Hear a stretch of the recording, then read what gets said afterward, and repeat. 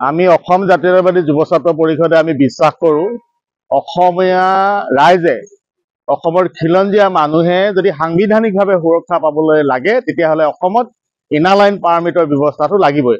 আমি জাতীয়তাবাদী যুৱ ছাত্ৰ পৰিষদে 1978 চনৰ পৰা আজিৰ তাৰিখলৈকে সুদীৰ্ঘ 4 দশক জোৰা আন্দোলনৰ জৰিয়তে অসমত ইনাৰ লাইন পাৰ্মিটৰ ব্যৱস্থাটো প্ৰৱৰ্তন কৰাৰ দাবীত আমি আন্দোলন অব্যাহত ৰাখিছোঁ। শেহতীয়াকৈ আমি জাতীয়তাবাদী যুৱ ছাত্ৰ পৰিষদৰ কেন্দ্ৰীয় সমিতিয়ে আমি এলানি আন্দোলনৰ কাৰ্যসূচী ঘোষণা কৰিছিলোঁ। সেইমৰ্মে 29 ডিচেম্বৰৰ দিনা সমগ্ৰ অসমৰ প্ৰতিখন জিলা সমিতি অৱস্থানসমূহত কাৰ্যসূচী ৰূপায়ণ কৰিছিলে। ভাৰতবৰ্ষৰ ৰাষ্ট্ৰপতিলৈ স্মাৰকপত্ৰ প্ৰেৰণ কৰিছিল। তাৰ পৰৱৰ্তী পৰ্যায়ত বিগত মাহত আমি গুৱাহাটীত গণ অৱস্থানৰ কাৰ্যসূচী ৰূপায়ণ কৰিছিলোঁ আৰু অহা 12 তাৰিখে দিল্লীৰ যন্তৰ মন্ত্ৰত আমি এক ধৰ্ণা কাৰ্যসূচী ৰাখিছোঁ। এই কাৰ্যসূচীত অংশগ্ৰহণ কৰিবৰ কাৰণে ইতিমধ্যে অসমৰ বিভিন্ন জিলাৰ পৰা আজি কেইবা শতাধিক আমাৰ সতীৰ্থ ইতিমধ্যে দিল্লীলৈ ৰাওনা হৈছে। কালিলৈ আৰু কিছু সতীৰ্থ যাব আৰু আমি সকলোৱে মিলি দিল্লীৰ যন্তৰ মন্ত্ৰত আমি অসমত ইনাৰ লাইন পাৰ্মিট ব্যৱস্থাৰ প্ৰৱৰ্তনৰ দাবীত আমি ধৰ্ণা কাৰ্যসূচী আমি ৰূপায়ণ কৰিম। আমি আশা ৰাখিম যে আমি জাতীয়তাবাদী যুৱ ছাত্ৰ পৰিষদৰ এই দাবী এক সাংবিধানিক দাবী।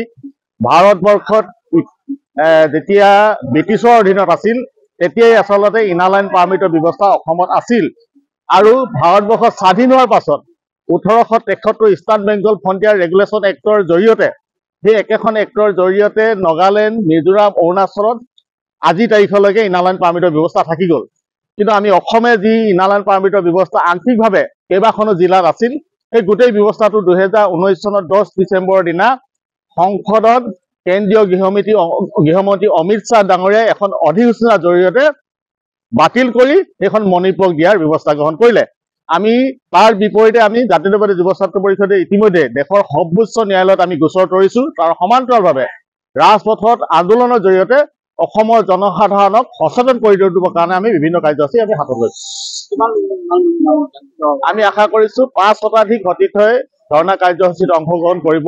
ইয়াৰ পৰৱৰ্তী পৰ্যায়ত আমি সমগ্ৰ অসমতে পুনৰ আমি আন্দোলনৰ কাৰ্যসূচী আমি ঘোষণা কৰিম আৰু অসমৰ সকলো স্তৰৰ ব্যক্তিক উক্ত আন্দোলনত জড়িত কৰাই এক ব্যাপক গণ আন্দোলন হিচাপে গঢ়ি তুলিবৰ কাৰণে আমি চেষ্টা কৰিম।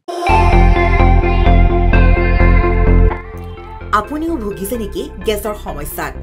গেছ আৰু লিভাৰ ৰিলেটেড সকলো সমস্যাৰ একমাত্ৰ সমাধান গেষ্ট্ৰচিটি।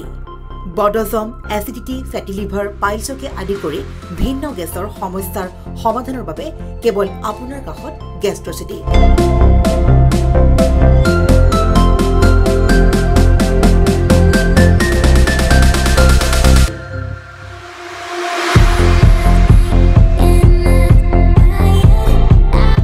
ভিজিট কৰক গেষ্ট্ৰচিটি, গুৱাহাটী, হাতীগাঁও চাৰিআলি। যোগাযোগ নম্বৰ 7577999909।